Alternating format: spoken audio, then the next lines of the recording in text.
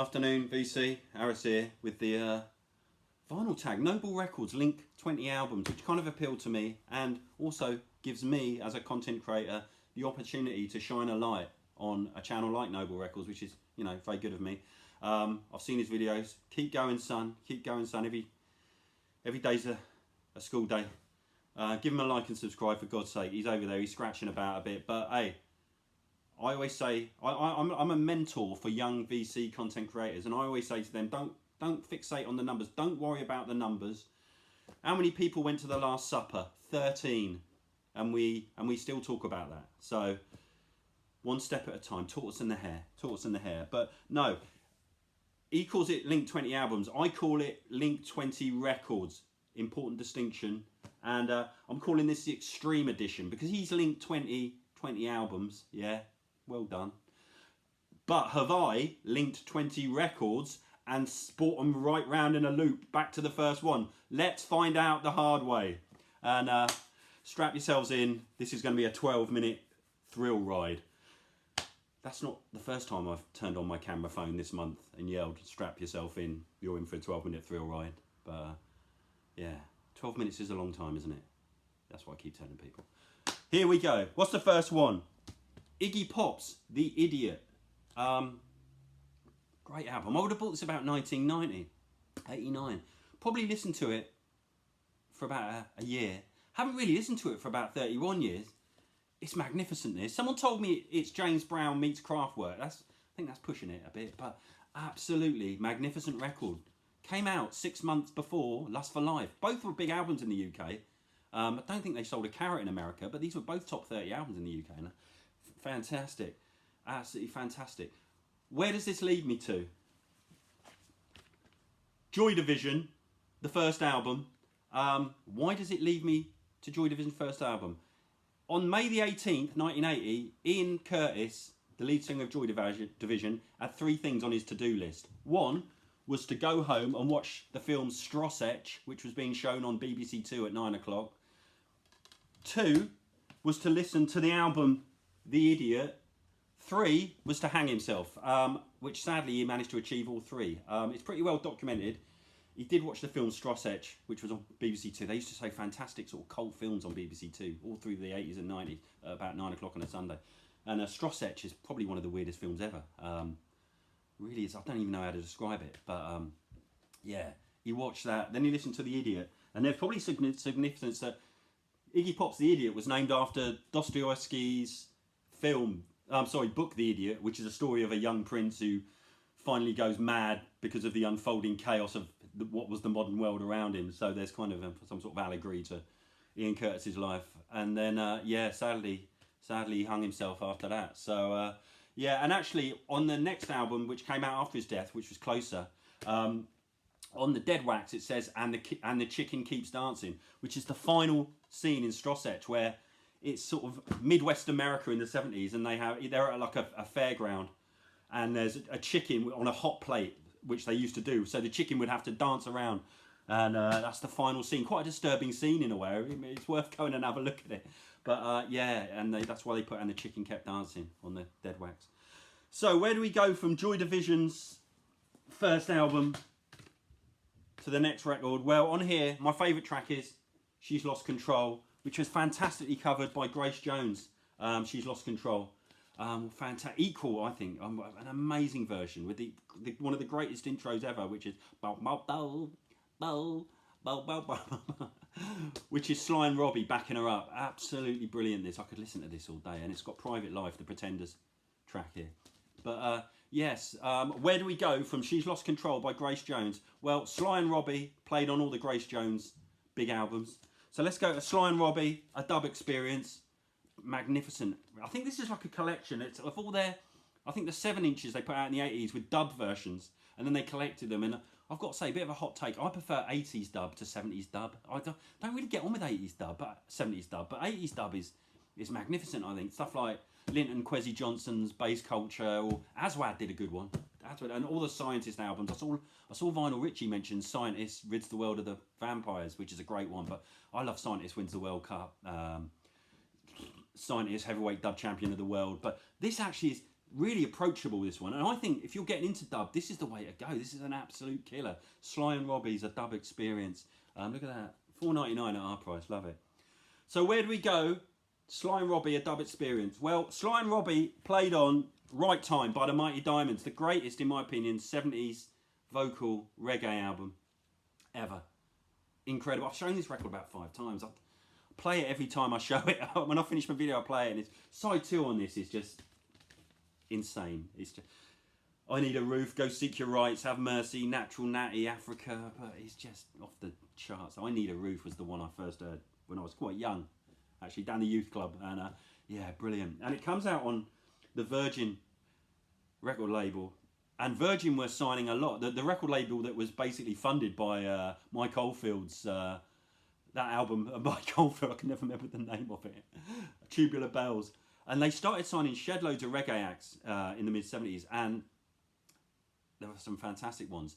And my next link is to one of the reasons Johnny Rotten from the Sex Pistols. The Sex Pistols went from what? A&M to EMI to Virgin Records. And one of the reasons Johnny Rotten went to Virgin Records because he was so impressed by the roster of reggae acts that Virgin was signing.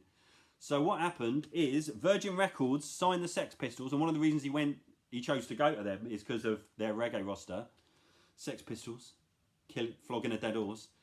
And Johnny Rotten was then sent out after the Sex Pistols split to find a load of reggae acts for the Frontline label, which, if I've noticed, a lot of people are starting to get into reggae in the VC, and the Frontline label is fantastic record way of getting into it. They signed like U-Roy, I-Roy, the Abyssinians, which is, they were fantastic.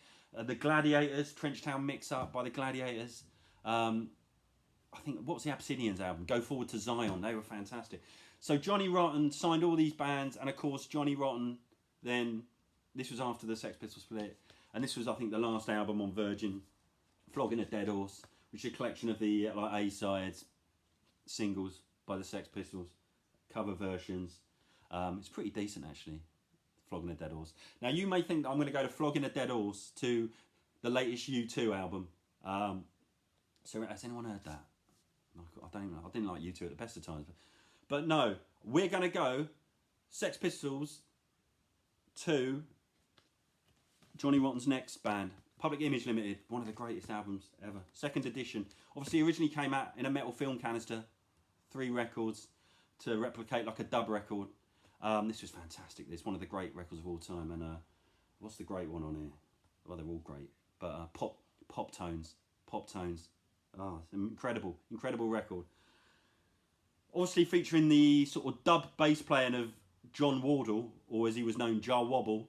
Jah Wobble then formed in the early 90s, Jah Wobble's Invaders of the Heart, Visions of You. This was his attempt to sort of break in the pop charts. This had Sinead O'Connor on it, and it's got...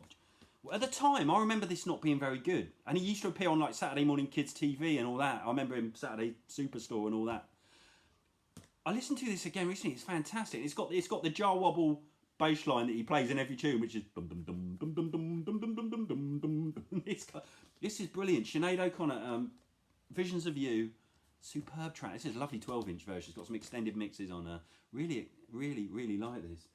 So where do we go next? Well, Jah Wobble played on Primal Scream's Higher Than the Sun, which is fantastic, which their single kind of changed dance music in Britain forever, really. I mean, dance music was already getting huge in Britain by the time this came out, but it was just dance fans that were making it huge. Primal Scream suddenly brought on the Nirvana fans, the Smiths fans, the U2 fans, the alternative rock crowd suddenly got in a dance because it made it a bit more palatable because it was like a band, I suppose. But this is Higher Than the Sun 12-inch. Never my favourite Higher Than the Sun, with Jah Wobble playing bass on it. My favourite, I mean, this was the whole album was completely constructed by Andy Weatherall, and Andy Weatherall's American Spring mix on the B-side is fantastic. But Andy Weatherall, basically, I mean, Primal Scream were like an MC5 sort of band before this, and then they just wanted, they said to Andy Weatherall, just rip our album up and turn it into a dance album, and he did, and it was huge in the UK.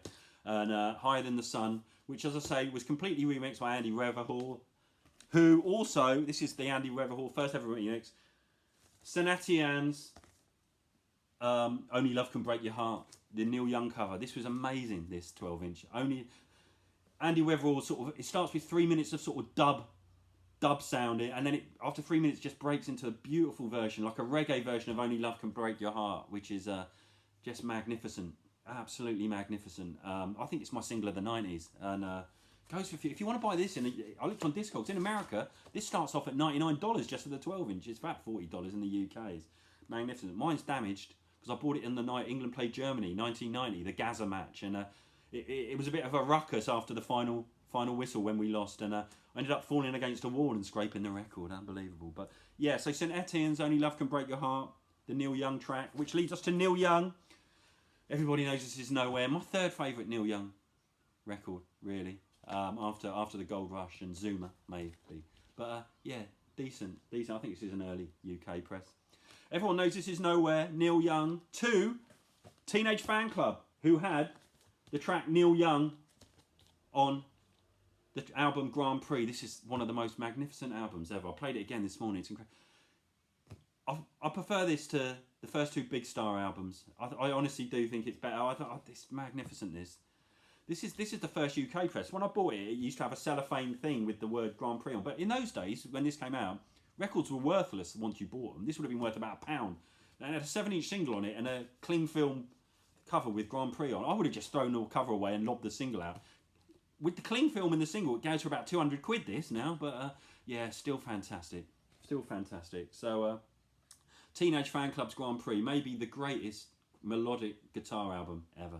Just incredible. Leading member of Teenage Fanclub, Norman Blake, was in an early version of the BMX Bandits. The BMX Bandits 12-inch single, Kylie's Got a Crush on Us. This came out in '93. Their love letter to Kylie Minogue, who was a huge pop star in Britain at the time.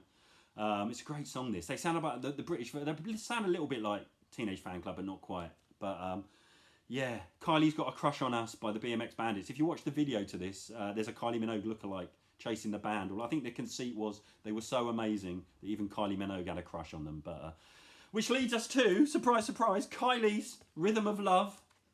This is the Imperial phase for Kylie, and with the poster as well. Unbelievable. Still got the poster. This goes for a few bob now. But this goes, doesn't it? Better the Devil You Know, Step Back in Time, What Do I Have to Do? First 3 tracks. You're living the dream. First track, side 2, Shocked. Oh, my days. Kylie, Rhythm of Love. Where do we go there? Produced by Aitken and Waterman. Aitken and Waterman, the most successful production act in the UK between 88 and 91. They had more than 100 top 40 singles. I loved them so much that I was one of 3 people who bought Pete Waterman's autobiography. The 3 people who bought it were me, Pete Waterman, and someone else, God knows. But a rather fascinating book of Pete Waterman. His first ever success was the incredible production on Dead or Alive's You Spin Me Round. Incredible single. Love it. Just one of the greats. Pete Burns, the lead singer, an incredible individual. Worked in Probe Records, one of the first punk record shops in Liverpool. Incredibly rude to everyone, apparently. It's where Echo and the Bunnymen and the Teardrop Explodes all we first met, and Pete Wiley from the Mighty Wild. But Pete Burns, apparently, if you tried to buy a record off him, he wouldn't sell it to you, and he'd just criticise you. Pete Burns, who's a fascinating character, unfortunately became obsessed by having plastic surgery, and unfortunately he had a bit of a botched plastic surgery job, which meant he just kept having more and more plastic surgery to try and correct it. So you could say he had a bit of a plastic surgery disaster, which leads me to the Dead Kennedys, Fresh Fruit for Rob. The Dead Kennedys, plastic surgery disasters. Surely the greatest Dead Kennedys album. Maybe not, but I love it. Contains, I think, their greatest tune, which is Moon Over Marin, the last track. Starts with an outro, Moon Over Marin. Not many songs in it, but fantastic. Jello Biafra, lead singer of the Dead Kennedys, had the Alternative Tentacles record label. Alternative Tentacles, Hüsker Dü's Land Speed record, came out on Alternative Tentacles. Hüsker Dü had, obviously, the member Grant Hart. This is Grant Hart's debut solo single. Fantastic. Underrated, actually. A messy album, but absolutely fantastic. Grant Hart features on the cover of Firehose's If N, They put a picture of Hüsker Dü on the front of there. There's Grant Hart there. Firehose had Hüsker Dü on the front. Firehose were formed from the remnants of the Minutemen. The Minutemen brought out Project Mersh. The Minutemen were formed, and Firehose, by Mike Watt. Mike Watt played bass in the reformed Stooges between 2003 and 2013. And Iggy Pop was in the Stooges. That brings us the whole circle. We got there. You knows it. See you later, losers.